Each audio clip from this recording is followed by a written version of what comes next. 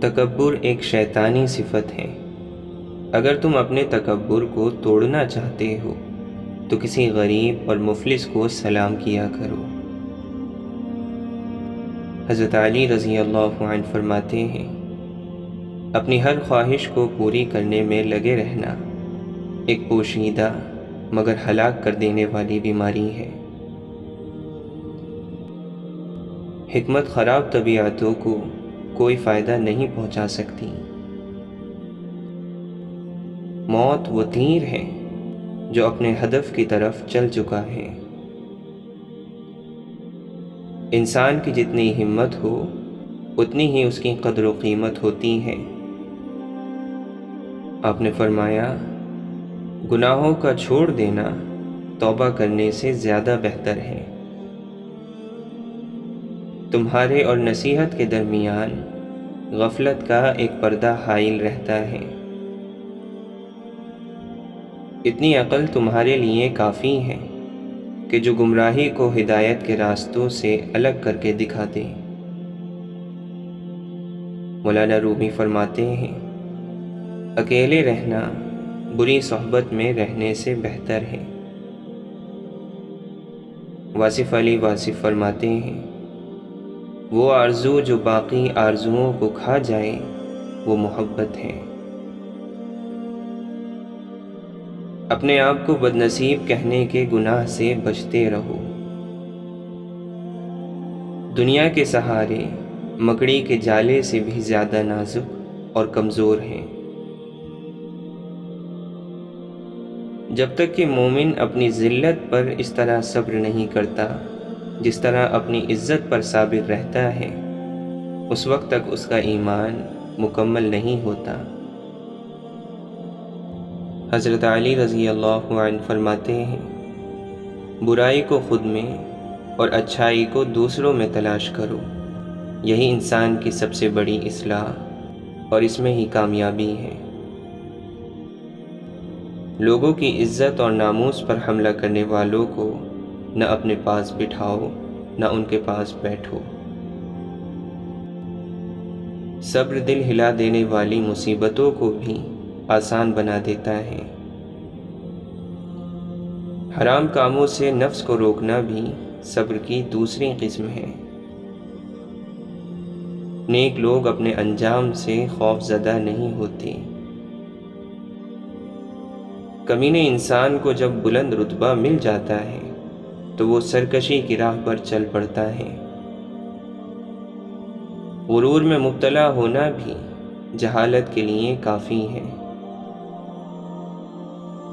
جان لے کہ تیرے لیے اللہ کافی ہے، اللہ کے سوا تیری ہر طلب ہوس ہے۔ ابن آدم کا جو لمحہ اللہ کے ذکر کے بغیر گزرا، قیامت کے دن وہ اس کے لیے خسارہ ہوگا۔ اللہ کے نبی صلی اللہ علیہ وسلم نے فرمایا، دو نعمتیں ایسی ہیں جن کے بارے میں بہت سے لوگ دھوکے میں ہیں، ایک صحت اور دوسرا خالی وقت۔ سخی اللہ کے قریب ہے، جنت کے قریب ہے، لوگوں کے قریب ہے اور آگ سے دور ہے۔ حضرت ابو درداء رضی اللہ عنہ فرماتے ہیں، اللہ کی قسم، جسے اپنے برے خاتمے کا خوف نہیں ہوتا اس کا خاتمہ برا ہوتا ہے۔ اللہ کا ذکر کرنے سے شیطان دل سے ہٹ جاتا ہے۔ چھوٹی چھوٹی باتوں کا خیال رکھنے سے بڑی بڑی محبتیں جنم لیتی ہیں۔ دانت نعمتیں کھاتے کھاتے ٹوٹ جاتے ہیں، لیکن زبان شکایتیں کرتے کرتے نہیں تھکتی۔ غصہ ایک ایسا مرض ہے جو انسان کو جہنم میں جھونک سکتا ہے۔ تمہاری عقل تمہیں بے فائدہ کاموں سے روکے تو تم واقعی عقل مند ہو۔ حضرت واصف علی واصف فرماتے ہیں، چھوٹے درجے کے لوگ بحث کرتے ہیں اور بڑے درجے کے لوگ ادب کرتے ہیں۔ آواز کا بلند ہونا ادب کی کمی ہے۔ مولانا رومی فرماتے ہیں، اگر آنکھ کی بینائی ختم ہو جائے تو انسان رات اور دن میں فرق نہیں کر سکتا۔ اسی طرح اگر انسان دل کا اندھا ہو جائے تو وہ حق اور باطل میں فرق نہیں کر سکتا۔ بیوقوفی اور ذہانت میں فرق یہ ہے کہ ذہانت کی ایک حد ہوتی ہے۔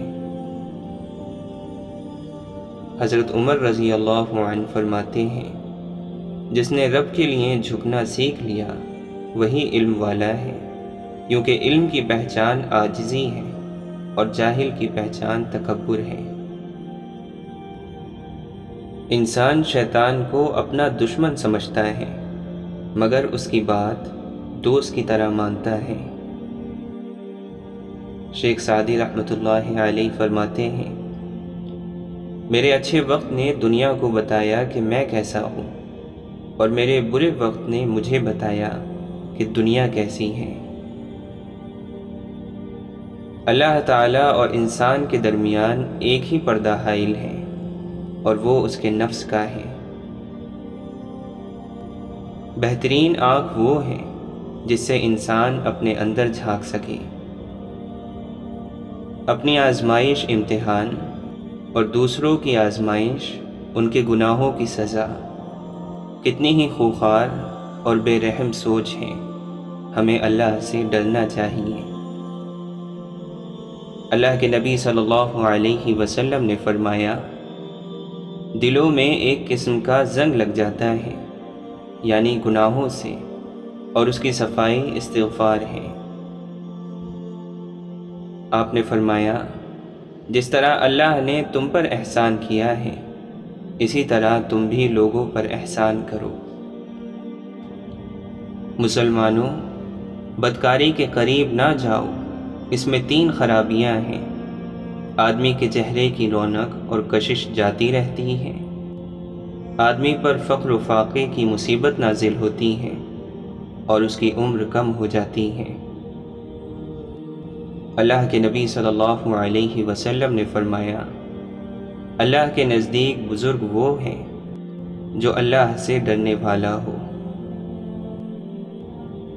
مسلمانوں، بڑی عمر والوں کے پاس بیٹھا کرو، عالموں سے سوال کیا کرو اور دانش مندوں سے ملا کرو۔